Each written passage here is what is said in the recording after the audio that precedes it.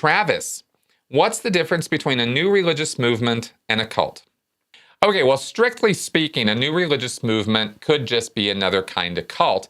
Now, I think you're referring by cult to a destructive cult, and at least that's how I'm going to answer this question. So I'm going to narrow the target here a little bit, because destructive cults are any kind of group, whether it be religious or not, doesn't have to have a religious faith or dogma connected to it in order for it to be a destructive cult.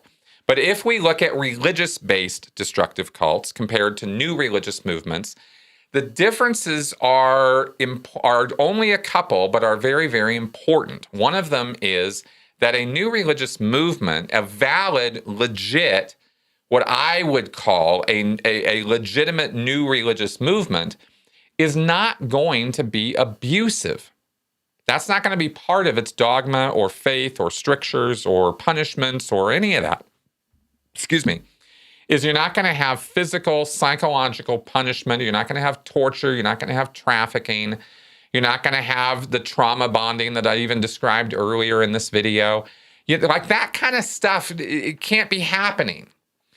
If that kind of stuff is going on, if you have, in other words, coercive control going on, an ongoing repeated pattern of isolation, manipulation, and control, in a direction of, persecuting people for the enrichment of the central authority figure or charismatic leader or the group in general, because you don't even necessarily have to have a central leader in order for this stuff to go. But generally speaking, with a new religious movement, you're going to have some central figure, some authority figure, some deliverer of the revelations, or somebody who has created the dogma or created the belief set, right? So that kind of figure can exist, and they don't have to be abusive people. They can offer, you could go out in the world and you could offer a religious dogma, a set of rules, a set of guidelines, a set of principles to follow, a belief set of supernatural beliefs and ideas. And you could do all that on a take it or leave it basis. This is what I think. I have a method of worship here. I have a method of getting along with people better here. I have a 12 rules for life. Whatever I've got, right? I've got these things. And you can read it and you can take part in it or not. I don't care. And if you had a religious leader who had that attitude and truly lived that attitude, then you wouldn't have a destructive cult. Now, if people come in and start subscribing to this and they're doing it wrong, okay, well, he would adjust, he or she, right? The leader would re-educate, readjust, fix whatever they're doing wrong. But if he did it in a positive way through education, right? Not through indoctrination, not through thought reform, not through punishment drive. In other words, you don't have to sit there and give yourself 20 lashes. You don't have to sit there for hours and hours on end going through some traumatic hypnotic episode, so I can induct you with, post and pre and post hypnotic suggestions. I don't want any of that crap, right?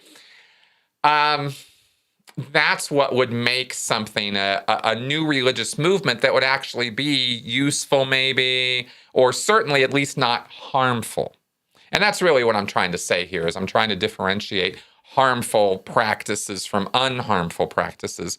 And you can get together with your friends or associates or fellow, new religious movement members out in the fields and dance around the trees and pray to the sun god or eat berries and do some chanting or whatever. But when it gets to the point where you're regulating behavior, controlling behavior with abusive style punishments, when you're engaging in thought reform of our way or the highway, that we're the best and everybody else is wrong, when you're starting down that road, that's when you're starting to move down the coercive control road. And that's what you don't want. And unfortunately, the temptation in these groups is to go that direction. And because the nature of religion, the nature of politics, even too, if we're going to go there, but also the nature of competition, sports, all of these things tend to bring out in us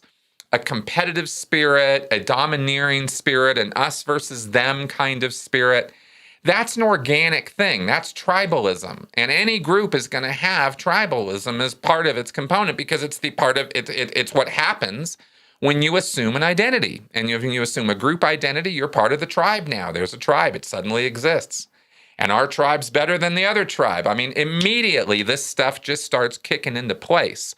So a valid, I believe, a constructive, positive new religious movement would actually be aware of these things and would take countermeasures, would take action to prevent us versus them thinking, to prevent extremist thinking, to prevent the whole, it's our team and we're the best and our beliefs are the only ones, right? You would want to tamp that kind of thing down very early on. And, through a policy of compassion, tolerance, understanding. It's not our way or the highway. It's everybody's got a way of looking at the world. And our way might be good for us, but it's not going to be for everybody. And we're going to have to be okay with that. And if you had a group that was putting that kind of positivity forward and was operating on those kind of principles, then you would not have a destructive cult. But you would have a new religious movement. And that would be okay, and persecuting those kind of groups would be totally off the rails. I mean, there's just no reason for it, right? If you have a group of tolerant and compassionate people who are just getting together because they see the world through through some common lens, and they're okay with that, and the practices that they're doing and the money that they're spending is not bankrupting anybody or, being used in some twisted way, then it's all good. And the fact of the matter is there are groups like that. There are lots of groups like that. In fact, I'd even go out on a limb and say there are more groups like that than there are destructive cults. But we focus on the destructive cults. We focus on the abuse because it's so easy for people to slide into that kind of behavior.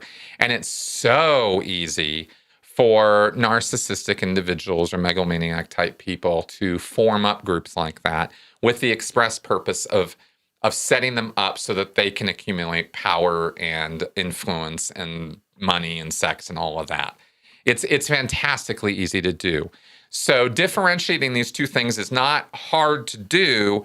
But if you're of a mind, and this is why I'm always kind of beating the drum on this, if you're of a mind that all religion is bad, that all belief is bad, that any dogma is harmful, you're taking it too far, right? It's overgeneralized. All religion is not bad. All belief is not bad. All dogmatic thinking even isn't bad inherently. It's what you do with it, And I'm a very, very firm advocate for that. I don't think that religion is all a cult and it's all awful and by its very nature it has to be awful. It's just that we have to recognize that it's an area rife with abuse and ripe for abuse because of our nature and because of the nature of what those groups are about. So anyway, that's what I can say about that.